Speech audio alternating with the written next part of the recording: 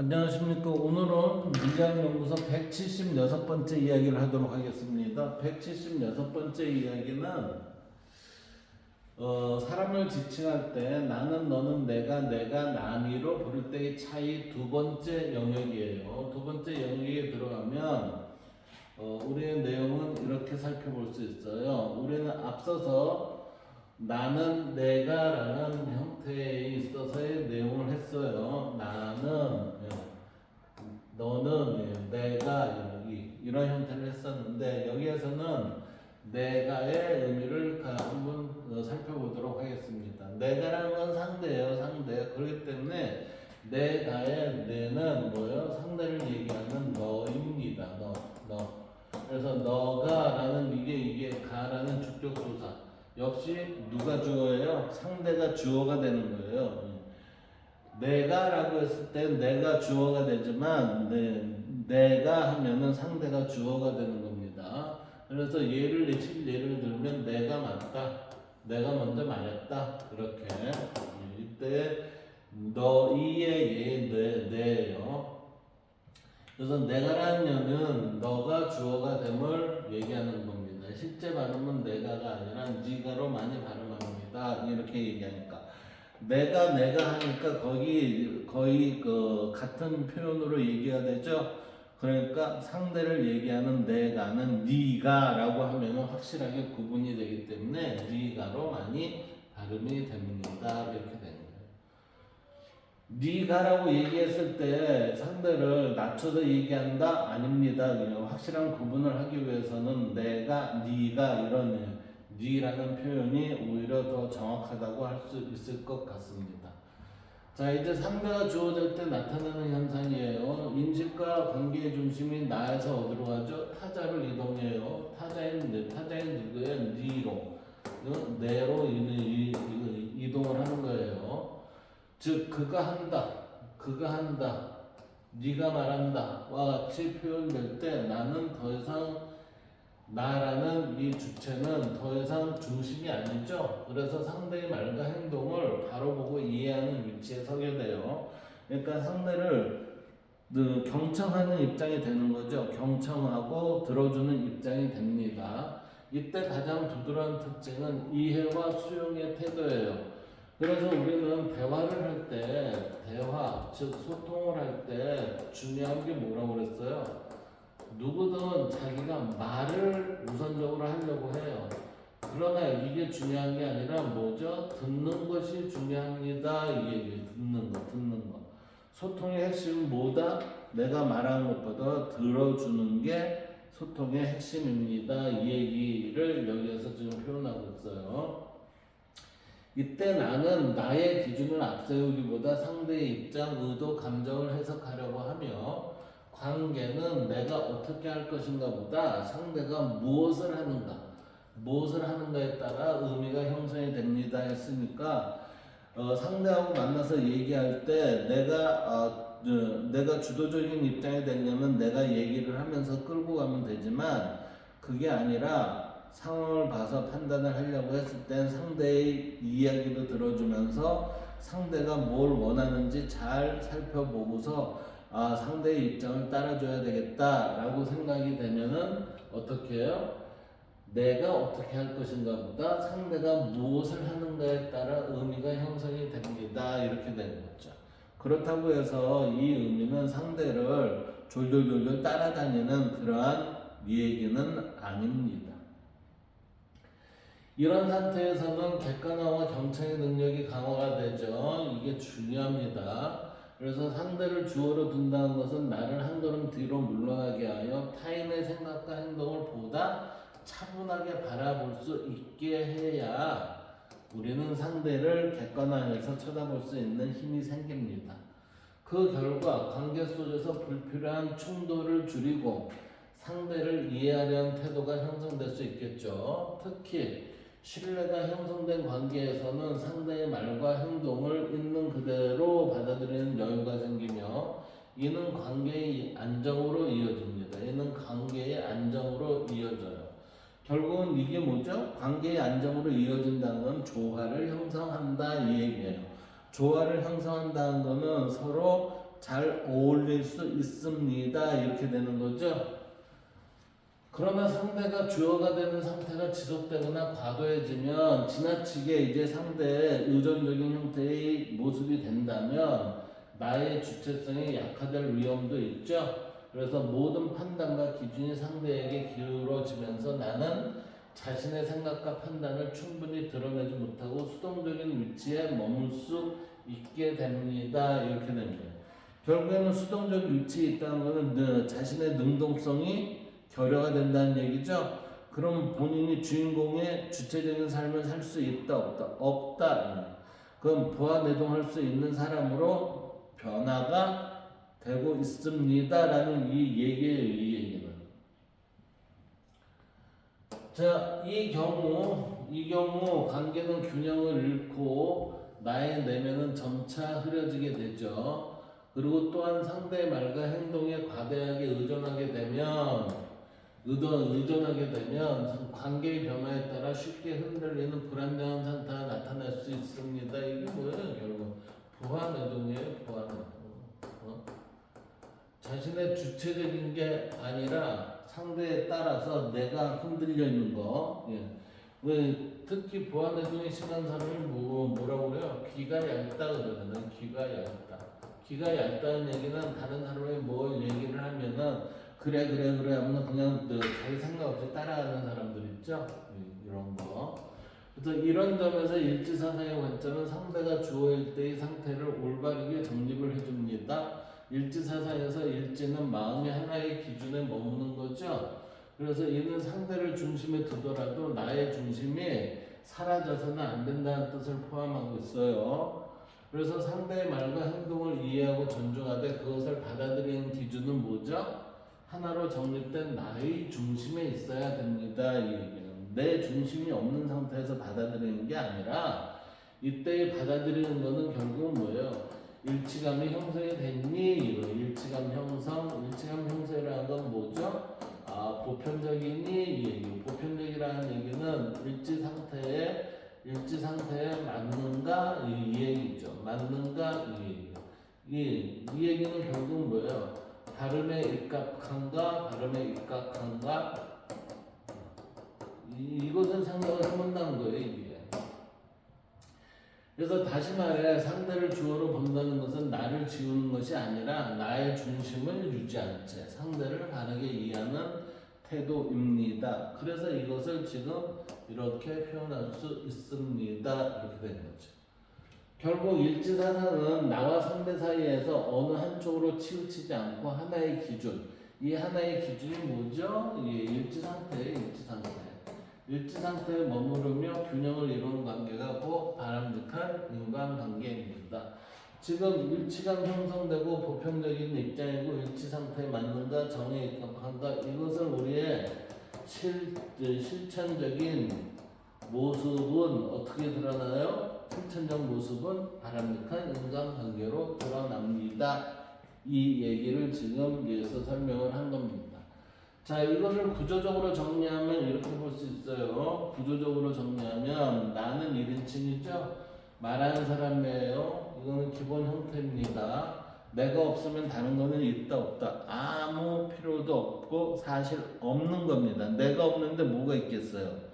두 번째는 내가 이거 1인칭이죠. 말하는 사람 똑같이. 그래서 이때는 가가 되니까 이게 중심이 되는 거죠.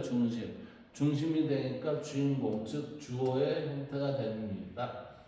너는 2인칭이에요. 상대를 가리키는 거죠. 그러니까 듣는 사람이에요. 이건 기본 형태고 내가라는 얘기는 네가죠. 네가는 2인칭인데 이게 듣는 사람이 되죠. 그래서 이게 듣는 사람이 이건 네가라는 얘기는 되면 듣는 사람이 들었던 사람이 어떻게 돼요? 이게 말하는 사람이 되겠죠. 말하는 사람. 들었던 사람이 말하는 사람으로의 전환이 이루어진 거예요. 따라서 이 네가는 상대가 주어가 되는 거죠. 그리고 이거는 3인칭이에요. 3인칭이기 때문에 1인칭과 2인칭하고는 별도의 개념이니까 나와 너 이외의 사람이에요. 결국은 뭐예요? 공동체 이론입니다. 이렇게 되는 거예요. 공동체 이론. 이거는 대상이 모두 일반화되어 있는 자들을 얘기하는 겁니다. 자, 철학적 관점에서 본 구조를 볼까요? 철학적 관점에서 본 구조를 보면 이 표현들은 인간관계를 세 구조로 나누어 살펴보게 합니다. 자, 첫째, 나는 자기인식, 주체죠. 너는, 즉, 너는 관계 속의 상대입니다. 그 다음에 세 번째, 남은 제3자 혹은 사회, 공동체의 일원이 된다는 거죠. 그래서 인간 세계는 크게 보면 나, 너, 남이라는 관계 구조 속에서 형성된 존재가 뭐예요? 인간의 세계다. 이렇게 보는 거죠. 이게. 그래서 나는 남의 관계를 일치사상의 관점에서 보면 이는 단순한 인간관계의 구분이 아니라 하나의 기준에 머무느냐 아니면 기준이 분열되느냐의 문제로 이해됩니다. 이 하나의 기준이라는 것은 일치 상태로 우리는 공감하느냐,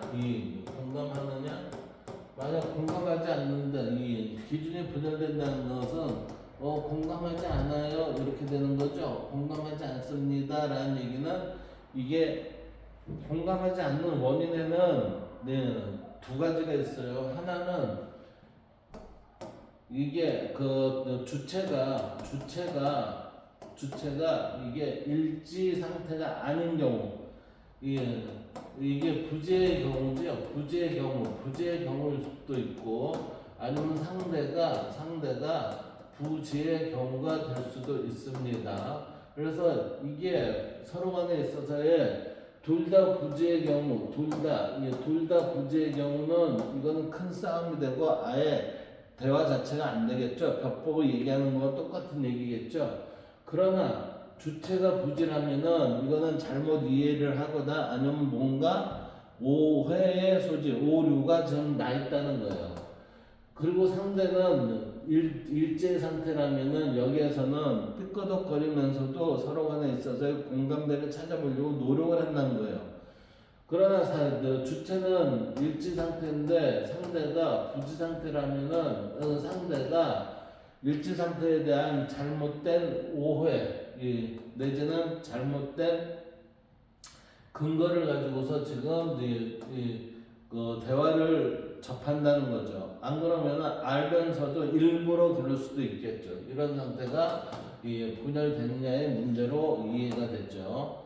그래서 먼저 나는 모든 관계의 출발점이에요. 그래서 일지사상에서 중요한 것은 내가 어떤 기준에 머무르고 있는가예요. 어떤 기준이에요? 우리는 일치 상태에 머무르고 있습니다 라는 얘기는 결국 발음의 기준입니다. 이 발음의 기준으로 가지고 있는 견해가 정견의 견해입니다. 이렇게 되는 거예요. 그래서 만약 내가 올바른 중심에 머무른다면, 그러니까 이게 우리가 올바른 중심에 머문다는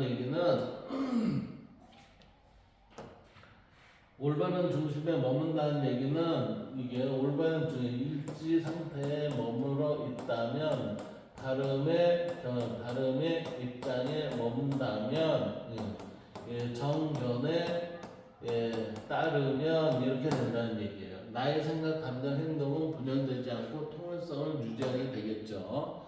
이때 나는 흔들리는 존재가 아니라 관계를 바로 세우는 기준점이 됩니다. 이 기준점을 우리는 정견의 관점 이렇게 된 거예요. 정견의 관점. 다음으로 너는 나와 직접적으로 마주하는 존재죠. 그래서 이게 상대가 있다는 거예요. 공동체의 이론이 아니라 일단은 나와 가까운 관계의 상대라는 거죠. 그래서 일치사상의 관점에서 너와의 관계는 단순한 친밀성의 문제가 아니라 내가 가진 하나의 기준이 실제 관계 속에서 유지되는지를 시험하는 자리가 된다는 거예요. 시험하는 자리. 여기에서 실패하면 다른 데에서도 역시 실패할 가능성이 높다 이렇게 되는 거죠. 그래서 우리는 가장 좋은 관계가 뭐냐면은 나와 친구, 나와 가족 간의 관계에 있어서의 무난한 관계가 유지가 되는 사람들은 타자와의 관계에 있어서도 무난하게 갈 가능성이 있어요. 그러나 나와 친구 간에 지속적 갈등이 만들어지고 아니면 가족 간에 있어서의 관계가 항상 불협화음이 있다고 그러면 그 사람은 어디 가더라도 그런 현상이 발생할 수가 있겠죠. 왜? 깨진 바가지가 밖에 나오면 잘 됩니까? 잘 안 돼요. 그 잘 되려고 하면은 뭐예요? 상대의 비위를 맞춰주는 거죠. 근데 그것도 우리는 여기에서 지금 보면 뭐예요? 그거는 제정신 나는 바른 입장의 삶이라고 그랬어요? 아니라고 그랬잖아요. 그래서 내가 나의 기준을 지키면서도 상대를 존중할 때 나와 너는 둘이지만 하나의 질서 속에 놓이게 됩니다. 지금 보세요. 내가 나의 기준을 지키면서도 이 얘기는 뭐예요? 내가 이 세상의 주인공이자 주체자로서 삶을 살지만 이 동일한 기준 속에서라는 얘기는 정견으로 가지는 그 기준이라면 관계는 어떻게 돼요? 조화를 이루게 됩니다. 이 얘기예요. 한편 남은 나와 직접적인 관계가 약한 타자예요. 그렇죠? 그러니까 일치사상에서는 너와 본질적으로 다르게 보지 않아요. 그래서 만약 내가 너에게는 한 기준을 적용하고 남에게는 다른 기준을 적용한다면 이미 마음은 하나의 기준에 머무르지 못하고 분열된 상태에 있다는 거죠. 왜? 상대에 따라서 적용되는 게 틀려진다 이 얘기잖아요. 따라서 남을 대한 태도는 오히려 내가 진정으로 하나의 기준에 머무르고 있는지를 드러내는 지표가 뭐예요? 이게 일치 상태가 됩니다. 이렇게 되는 거예요. 그래서 결국 너 남의 관계는 세세 차이를 없애는 데 있는 것이 아니라 차이를 인정하면서 기준은 뭐예요? 통일돼 있어야 된다는 거지. 그 뭐로 통일돼 있어야 돼요? 일치 상태로 통일돼 있어야 합니다. 이 얘기예요. 그래서 나는 중심을 세우고 너와의 관계에서 그것을 실천하며 이 중심을 세운다는 얘기는 뭐죠? 일치상태, 발음의 관점입니다. 이 얘기예요. 그래서 발음의 관점을 실천하며 남에 대해서도 동일한 기준을 유지할 때 일치상태인 발음의 관점을 유지할 때 관계 전체는 분열되지 않고 하나의 질서로 통합됩니다. 그러니까 하나의 질서로 통합된다는 건 일지의 조화를 추구를 하게 됩니다. 이 얘기예요. 이처럼 일치사상은 인간관계를 누가 어떻게 다르게 대할 것인가의 문제가 아니라 어떤 하나의 기준에 머무르며 모든 관계를 일관되게 살아갈 것인가의 문제로 봅니다. 그러니까 우리의 기준이 다른 관계에서 모든 관계를 일관되게 살아갈 것인가의 문제로 본다는 거죠. 그래서 우리는 어떤 하나의 기준, 이게 굉장히 중요하다는 거예요. 이게 우리는 일치 그렇게 얘기하고 있죠. 따라서 남은 서로 다른 대상이지만 그 모두를 하나의 기준 속에 대할 때 비로소 조화로운 관계가 완성된다고 할 수 있습니다. 이때 모두를 하나의 기준 속에서, 그러니까 일치 상태 속에서 대할 때 비로소 이러한 조화로운 관계가 완성된다 이렇게 본다는 겁니다. 자, 지금 이 위의 구조는 우리가 유교에 있어서의 인간관계인 나눠 사회라는 이러한 세 부류의 지속적인 관계를 얘기를 할 수 있는 거고, 마틴 부버에 있어서의 나너의 관계로 표현될 수 있는 거고, 동양 철학의 관계 중심 인간관, 즉 어떻게 보면은 유기적 인간관계인데 이거는 힌두교, 불교에 있어서의 인드라망이라는 표현으로 드러날 수 있습니다. 이렇게 볼 수 있어요. 그래서 이러한 세 가지의 내용과도 이 구조는 연결되는 인간 이해 방식이라고 볼 수 있습니다. 우리는 지금 인드라마이라는 거에 대해서 한번 살펴보도록 합시다. 이게 원래 힌두교의 베다경전에 있어서 이 베다경전에 인드라라는 신이 있어요. 인드라라는 신에 대한 내용을 불교에서 그것을 차용해서 인드라망 이렇게 얘기를 하고 있습니다. 자, 보시면 인드라망이라는 것은 인드라의 그물이라고 얘기를 해요. 이건 고대 인도 사상에서 고대 인도 사상이라는 건 베다 경전인데 거의 힌두교에 근본한다고 좀 볼 수도 있을 겁니다. 우주와 존재의 관계를 설명하는 상징적 개념으로 그 기원은 베다 전통과 그 이후로 전개된 철학, 특히 불교와 대승불교에서 더욱 정교하게 발전된 사유 속에서 찾아볼 수 있는 게 인드라망이라는 언어예요. 먼저 베다경전에서 인드라는 천둥과 번개의 신, 그래서 하늘의 지배자로 등장을 합니다. 특히 리그베다에서는 인드라가 우주의 질서를 유지하고 혼돈을 물리치는 존재로 묘사되고 있죠. 이거 그리스 신화에서 좀 나온 누구 같지 않아요? 그리스 신화보다 얘가 더 우선이에요, 이게. 이때 망이라는 개념이 직접적으로 체계화되어 나타나지는 않지만 인드라가 세계를 포괄적으로 지배하고 연결하는 존재라는 점에서 이후 인드라의 그물이라는 상징이 형성될 수 있는 사상적 토대가 마련됩니다. 이렇게 돼요. 어디에서요? 이게 불교에서 그런다는 거죠. 이러한 베다 단계에서는 인드라가 우주의 중심적 신으로 모든 존재를 포괄하고 있다는 점이 핵심이에요. 여기까지는 지금 베다경전의 얘기인데 지금 이러한 것이 결국 불교로 넘어가면서 얘가 좀 더 구체화됐다는 얘기예요. 이 개념은 시간이 흐르며 보다 철학적으로 발전하게 되는데 특히 대승불교의 경전인 화엄경에서 인드라망이라는 표현이 본격적으로 등장을 해요. 그래서 인드라망은 우주 전체가 하나의 거대한 그물처럼 연결되어 있으며 그 그물이 각 매듭마다 보석이 달려있고 각각의 보석은 다른 모든 보석을 비추고 있다는 비유로 설명을 하고 있는 게 대승불교의 화엄경에서의 인드라망이에요. 그래서 대승불교에 있어서의 인드라망은 화엄경 속에서 어떤 표현으로 하고 있냐면은 하나의 존재 속에는 전체가 들어있고 전체 속에는 각각의 존재가 들어있는 구조를 의미합니다. 이 얘기는 우리가 그러잖아요. 자, 인간에게 모든 우주가 다 녹여져 있습니다 라고 얘기하는 게 곧 뭐예요? 이거 우주가 곧 인간이고 인간이 곧 우주입니다 라고 하는 얘기.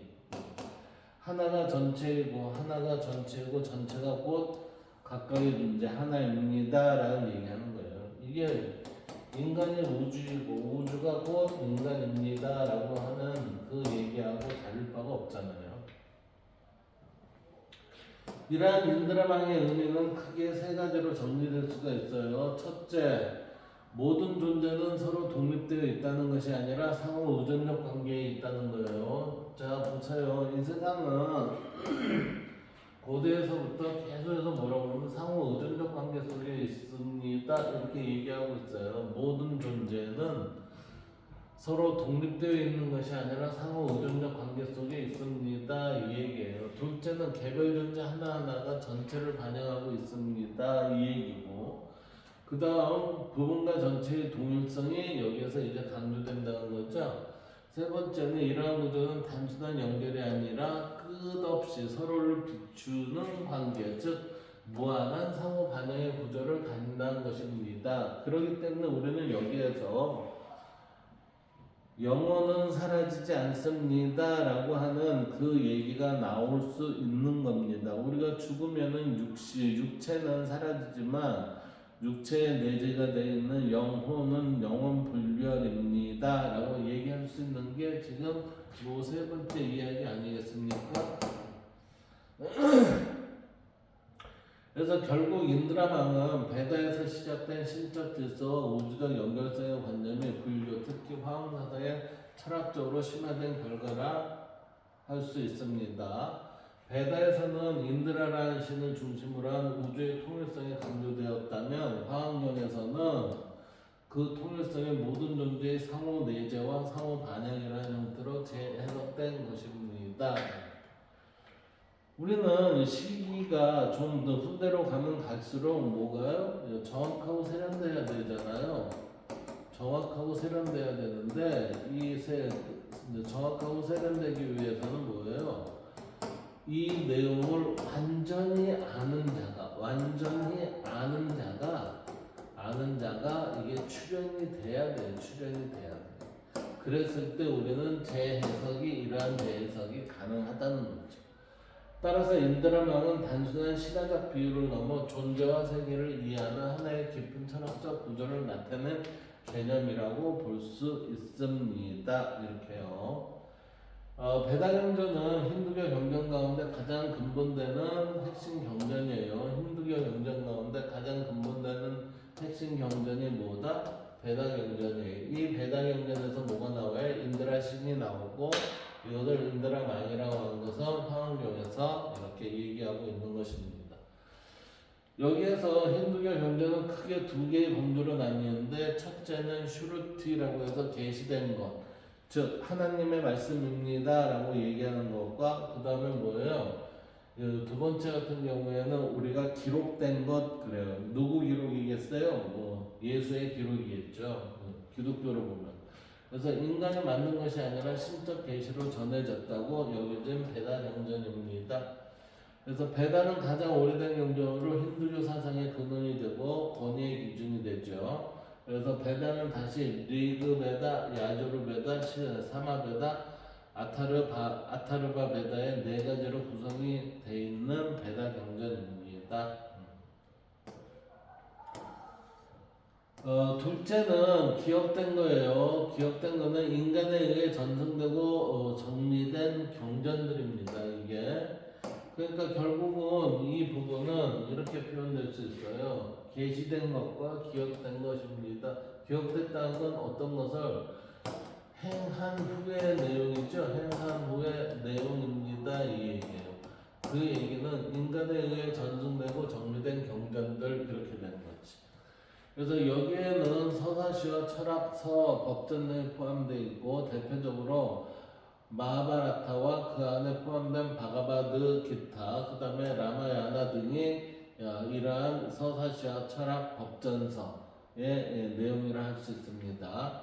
그래서 베다경전은 힌두교의 가장 오래되고 권위 있는 근본 경전이지만 이 힌두교 경전은 베다를 포함한 더 넓은 경전 전체에 해당이 됩니다. 그러니까 베다 경전이 힌두교에 있어서의 경전의 전체가 아니라 힌두교 경전은 더 많은 것이 있는데 그 중에 베다 경전도 있습니다. 이렇게 된다는 얘기예요.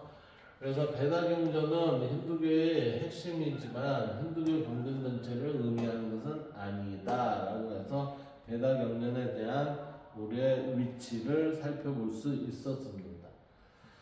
자, 이제 남은 동양 철학의 관계 윤리 구조로 볼까요? 동양 철학에서는 인간을 고립된 개인으로 보지 않고 관계 속에서 존재하는 존재로 이해해요. 왜냐하면 동양 철학은 항상 공동체 위주였어요. 공동체 위주의 삶을 살았거든요. 그렇기 때문에 뭐를 중시해요? 가족 관계를 중시했어요. 가족 관계를 중시했는데 지금 우리는 세상이 변해왔고 가족관계 이거 별로 중요치 않아요. 결국은 이게 뭐예요? 가족관계가 깨지면서 개인주의와 이기주의가 지금 팽배한 세상이 되어 있잖아요. 이게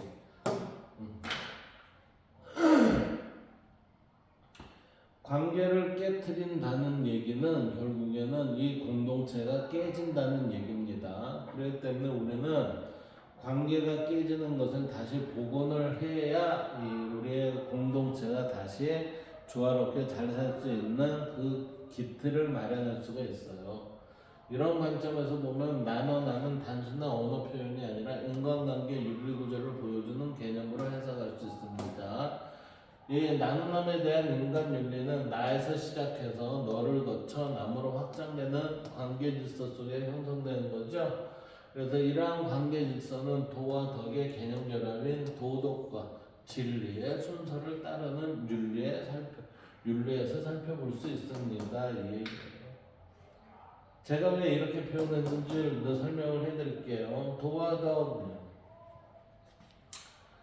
여러분들 도가 뭔지 아십니까? 도는 나예요. 나. 그럼 덕은 뭐죠? 덕은 나를 알고 타자와의 바람직한 관계, 예, 바람직한 관계를 실천해 나가는 것, 이것을 뭐라고 해요? 덕이라고 해요. 따라서 우리는 여기에 이 개념이 결합이 된 건 도덕이라고 했죠. 이 도덕이라는 것은 뭐예요? 나와 타자와의 바람직한 관계의 모습을 우리는 도덕이라고 합니다. 따라서 우리는 이 도덕이라는 것은 수학에서 적선지가 여유 경사라고 그랬어요. 그래서 이게 도덕이라는 거는 결국은 적선의 적선의 문제. 선을 점차 쌓아나가는 거.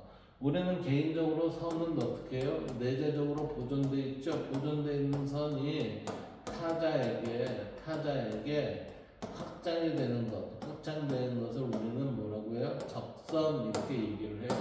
이 적선이 된 상태, 이 상태를 우리는 뭐래요? 도덕적 관계, 도덕적이다라고 이렇게 표현할 수 있는 거예요. 그러면 도덕은 지금 누가 어디에서 나온 거예요? 인간에게 나온 거죠? 인간에게 나오고 그 다음에 진리의 순서를 따르는 그랬어요. 진리의 순서라는 거는 참된 이치를 순서대로 정리해 둔 거. 그게 뭐예요? 윤리잖아요. 윤리. 그래서 우리는 도덕과 진리의 순서가 이게 도덕이고 이게 진리라는 면 이 모든 것이 뭐예요? 이 모든 것이 윤리의 절차다 이렇게 되는 거예요. 예, 모든 게 이치인데 이치에 따른 절차가 이루어졌습니다. 자, 이제 도양 철학의 관계 윤리 구조에서 이제 나를 우선 살펴봅시다. 나는 도덕 윤리의 출발점이죠. 도덕 윤리의 출발이니까 나에서부터 시작이 되는 거죠. 그러니까 나는 뭐예요? 자기 수양이에요. 자기 수양. 자기 수양이다 보니까 이게 도덕 윤리의 출발점인 자기 수양이다 보니까 수기가 되겠어요. 또 그리고 신독이 되겠습니다. 수기라는 건 자기를 닦는 거니까 이게 성찰의 의미죠. 신독이라는 건 홀로 있을 때 도리 어긋나지 않도록 삼가며 자신을 성찰하는 태도입니다. 둘 다 성찰이에요. 성찰. 그 다음 이 내용이 지금 봐요. 대학 6장에 보면 군자는 반드시 홀로 있을 때에도 삼간다 라고 해갖고 신독이라는 얘기가 나와요. 이게 뭐냐면 소위 성기의 자는 그 뜻을 성실히 하는 자는 스스로를 속이지 않습니다. 그랬죠? 스스로를 속이지 않는다. 그래서 여오악치, 그러니까 악취를 싫어하듯 이게 오자가 되겠네. 미워할로. 악취를 미워하는 것은 마치 호색, 색을 좋아하는 것을 좋아하는 것과 같다. 그래서 이제 이것은 스스로 부끄러움을 이루는 것입니다. 이렇게 됐어요. 그러니까 뜻을 성실히 한다는 것은 스스로 속이지 않는 것인데 악취를 싫어하듯 악을 미워하고 악취를 싫어하듯 악을 미워하고 그 다음에 아름다운 것을 좋아하듯 선을 좋아하는가 호색을 아름다운 색을 좋아하듯 좋아하는 것 이것을 자겸이라 합니다. 이게 스스로를 부끄러워한다 이 얘기예요. 그러므로 공자는 반드시 그 홀로 있는 것을 삼가해야 합니다 이 얘기예요. 그래서 그러므로 군자는 반드시 홀로 있을 때도 삼가해야 한다. 자, 준용 2장에는 뭐가 있냐면은 숨겨진 것보다 더 드러남이 없으니 군자는 혼자 있을 때도 삼간다라는 얘기예요. 도라는 것은 가히 수유리야라. 그러니까 반드시 잠시도 떠날 수는 없습니다. 가히 떠날 수 있다면 그것은 도가 아닙니다. 그러므로 군자는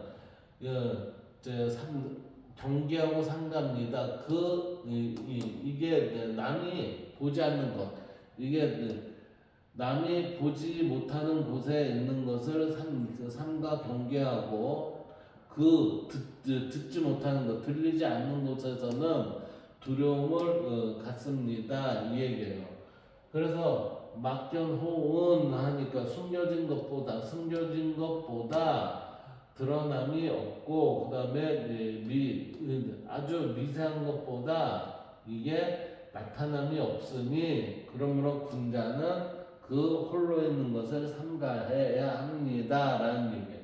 왜 혼자 있을 때는 이게 아무도 안 보는 듯 하지만 모든 게 다 들통이 날 수 있는 그 바탕이 있습니다. 그러니 혼자 있을 때 늘 조심해야 합니다. 이 얘기를 여기서 하는 거예요. 그래서 도는 잠시도 떠날 수 없다.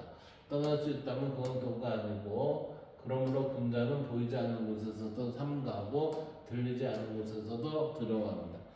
숨겨진 것보다 더 드러남이 없고 미세한 것보다 더 나타남이 없으니 군자는 홀로 있을 때 삼가해야 합니다. 라고 해서 여기에 신독을 얘기하고 있습니다. 여기 신독. 그래서 대항 6장하고 중용 2장에서 이 신독이라는 얘기가 나와요.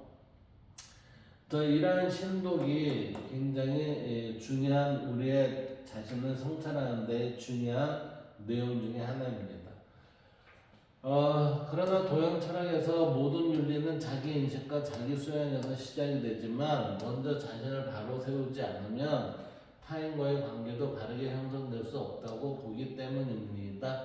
그래서 대표적인 말이 뭐냐면 수신, 제가, 치부, 평천하 이 얘기예요. 이 수신은 내가 수신하니까 자기 수양을 해서 이게 수양이 제대로 되면 집안을 가지런히 하고 그 다음에 집안을 화목하게 한다는 거죠. 집안을 화목하게 할 줄 아는 사람은 뭐예요? 나라를 잘 다스릴 수 있고 나라를 잘 다스리는 사람은 결국 뭐예요? 세상을 평정을 해서 조화롭게 살 수 있는 나라를 만듭니다. 이 얘기입니다. 그래서 수신은 나를 닦는다. 그래서 인간의 마음과 욕망을 바로 세우는 거죠. 그러니까 이 발음을 지키는 거예요. 발음을 지키는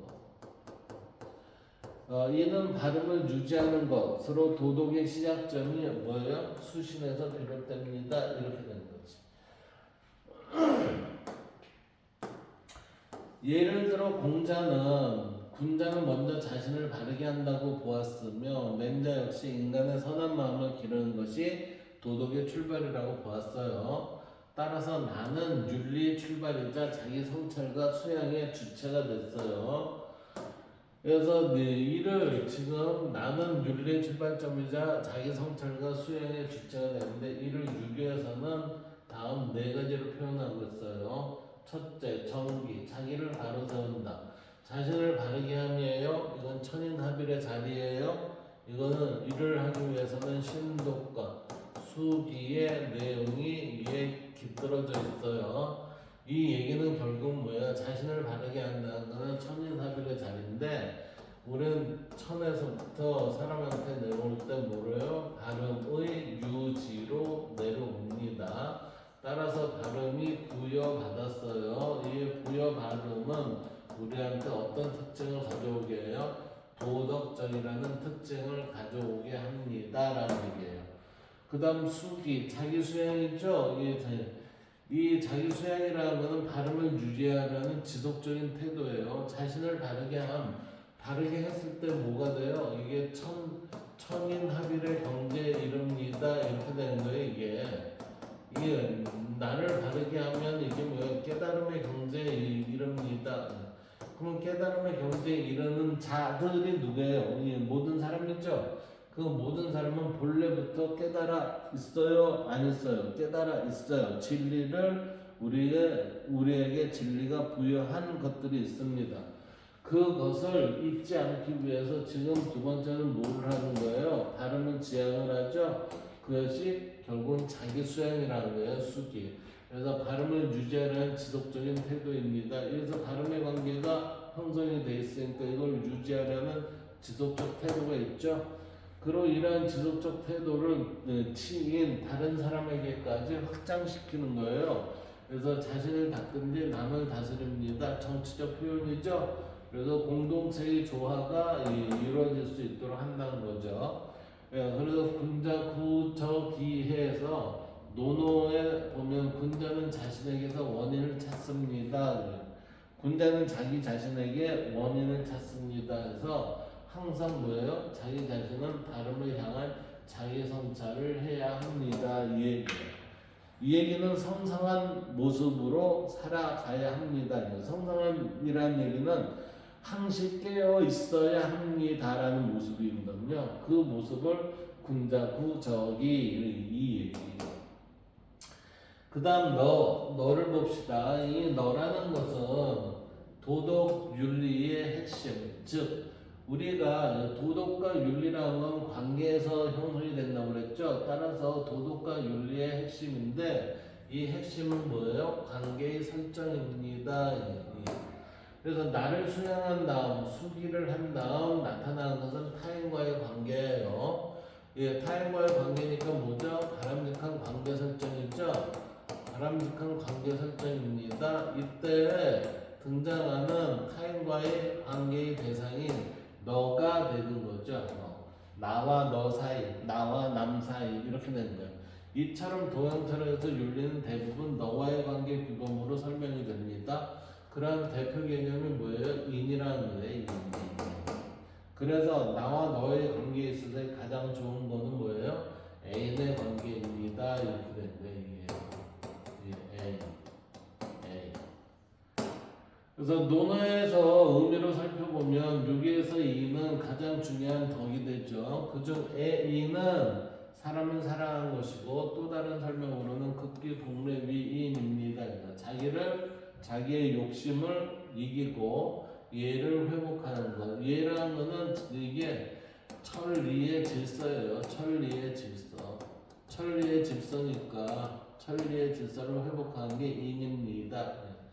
여기서 극기라는 것은 자신의 욕망을 이기는 것이고 복례라는 이 이해는 천리의 질서로 돌아가는 것이고 그랬을 때 우리는 인이 됩니다. 이렇게 얘기하는 거죠.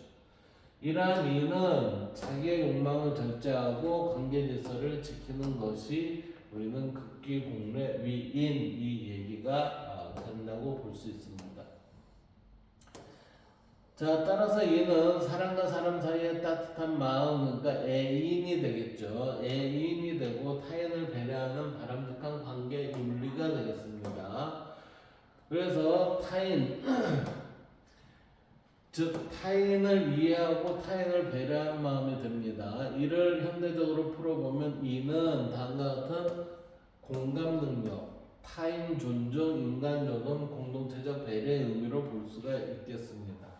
이것을 한 문장으로 정리를 하면 사람답게 사는 마음으로 표현할 수가 있어요. 그래서 이 사람답게 사는 마음 이게 뭐예요? 인간다움이에요. 인간다움.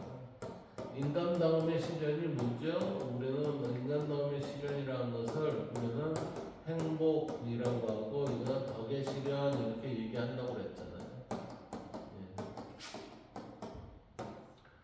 예를 들면 이러한 모음은 기소불여 물시어인이에요. 이 얘기는 자기가 원하지 않는 것을 남에게 하지 말라 그랬어요. 이거는 일종의 황금률인데 이 황금률은 우리가 남한테 베푸는 부분에 있어서의 소극적 표현입니다. 이러한 표현은 나 너라는 관계 속에서 배려, 공간, 책임이 생겨나게 하는 것이고 이 단계에서 윤리는 개인의 덕이 관계 윤리로 발전하게 되는 거죠. 자, 우리는 황금률이라는 건 어디서 우리가 들었냐면은 이 황금률은 기독교에서 황금률에 대한 표현이 나와요. 그래서 기독교에서는 황금률을 기독교의 황금률은 적극적 표현이지만 유교에 있어서의 황금률은 뭐예요? 소극적 표현이에요. 왜?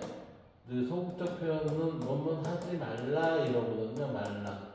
근데 기독교는 뭐예요? 남에게 대접을 받고자 하는 대로 너희도 남을 대접하라 라고 했어요. 이게 적극적이잖아요. 내가 먼저 해라. 적극적으로 해라 이 얘기예요. 그래서 우리는 이거를 적극적 표현, 황금률의 적극적 표현이라고 얘기합니다. 이 적극적 표현은 성경의 마태복음 7장 12절에 나와 있어요. 단순히 해를 끼치지 않는 소극적 규칙이 아니라 적극적으로 선을 행하라는 윤리적 지침이겠죠. 그래서 내가 받고 싶은 친절과 사랑을 먼저 베풀라는 적극적 행동 원칙이 우리는 황금률이라고 합니다. 자, 세 번째는 타인 남이에요. 남. 세 번째는 타인 남인데 이거는 도덕 윤리의 확장, 즉 공동체 사회로 이제 확장이 된 것을 얘기하는 거죠.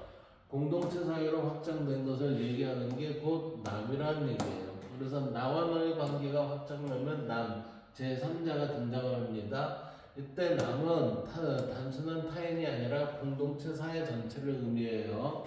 동양 철학에서는 이것을 예의, 공과 같은 사회 윤리의 개념으로 공동체에 대한 우리의 삶의 모습을 얘기하고 있죠. 예를 들면 남을 해치지 않는다, 공동체 질서를 지킨다, 공공의 이익을 고려한다. 이 단계는 나, 너, 남이라는 관계 확장 속에서 개인 윤리가 사회 윤리로 확장되는 과정을 지금 살펴볼 수 있다는 거죠.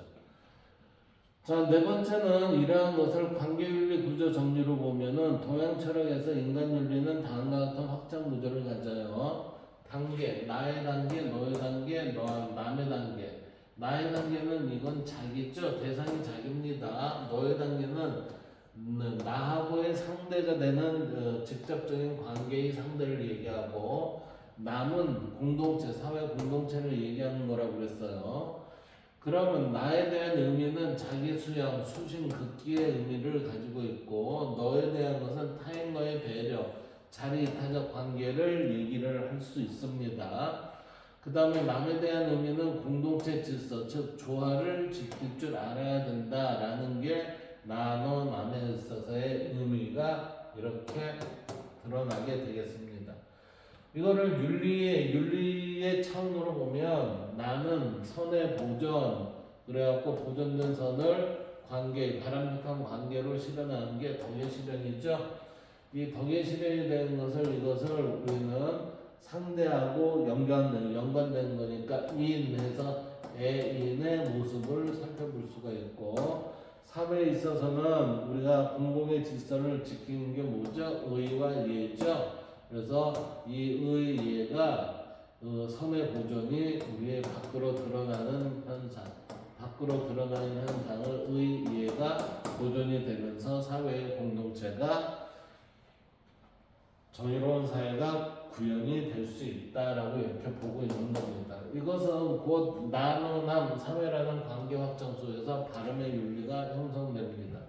자, 이 얘기는 뭐죠? 이 안 속에 지금 이 나누남의 이 단계의 이 화살표의 모습은 뭐예요?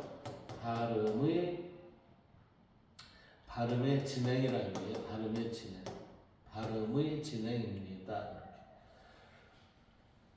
이제 다섯 번째 동양 철학적 인간 이해를 한번 보겠습니다. 동양 철학적으로 보면 인간을 어떻게 이해하고 있나? 동양 철학의 중요한 특징을 보이고 있는 게 지금 이러한 나누남의 공동체 관계까지 연결되는 관계적 의미입니다.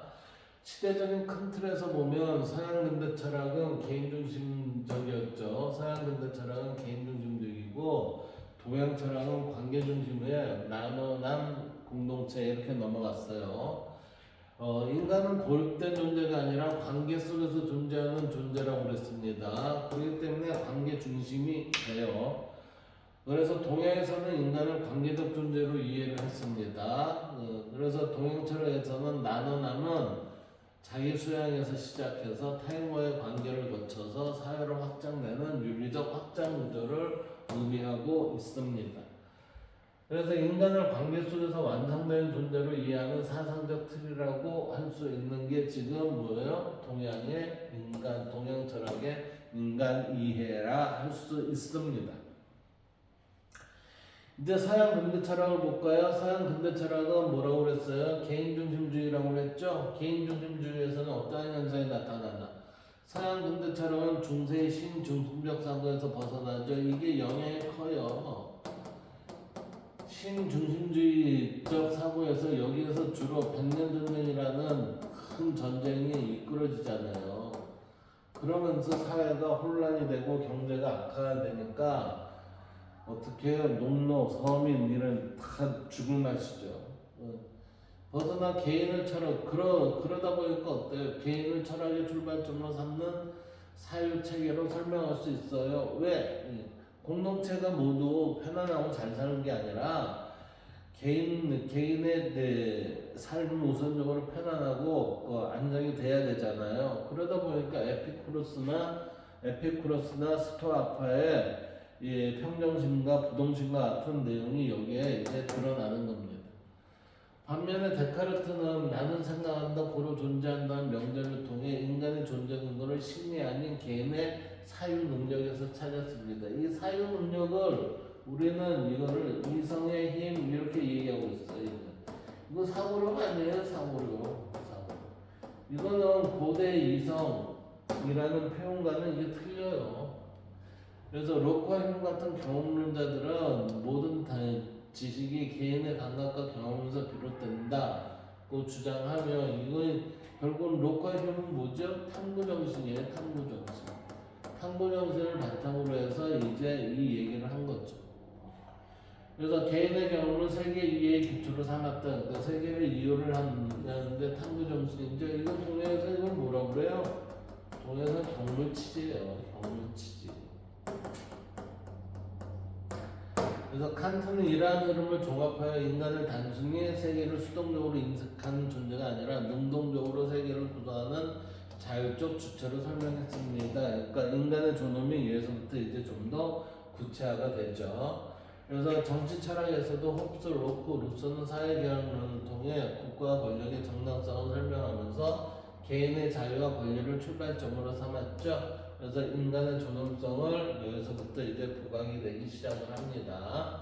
이처럼 근대 철학은 개인의 이성과 경험, 자유와 권리를 강조하며 과학적 탐구와 민주주의, 인권 사상 발전에 큰 영향을 주었습니다. 이거는 장점이에요. 이거는 근대 서양 철학의 장점이에요. 장점. 그렇지만 핵심되는 사항은 뭐예요? 여기서부터 글렀습니다. 이렇게 되는 거죠. 그러나 동시에 지나친 개인주의가 공동체적 가치와 연대성을 약화시킬 수 있다는 한계도 지니고 있어요. 결국 서양 근대 철학은 개인의 자율성과 주체성을 중심으로 세계와 인간을 이해하려는 철학적 전환으로 오늘날까지도 사회와 사상 전반에 깊은 흔적을 남기고 있습니다. 그랬어요. 결국 서양 철학은 고대에 있어서는 천인합일이었고 진로와 내가 하나 됨을 얘기를 했는데 근대 이후로는 어떻게 돼요? 진로와 내가 합일이 아니라 내 생각의 상호력에서 나오는 그 부분으로 전개되는 것. 그러니까 우리는 생각이 곧 여기에서 보면 경험과 생각 이것이 곧 힘입니다. 이렇게 얘기하는 베이컨까지 나왔잖아요. 이게 우리는 인간이 주체가 되면서 인간이 제대로 알지 못하는 오류로 인해서 우리는 우리의 사고를 이상하게 만들고 행동도 이상하게 만들어가는 경향이 오늘날의 사상과 철학, 종교의 역할이 아닌가라고 저는 지금 생각하고 있어요. 그래서 제가 윤리학연구소에서 얘기하는 게 뭐예요? 종교와 철학, 사상, 과학은 모두 한 곳에서 만나는데 그 만나는 곳이 겉보다 일지의 상태입니다 라고 얘기하고 있는 게 그 얘기입니다. 자, 오늘은 여기까지 하도록 하겠습니다. 감사합니다.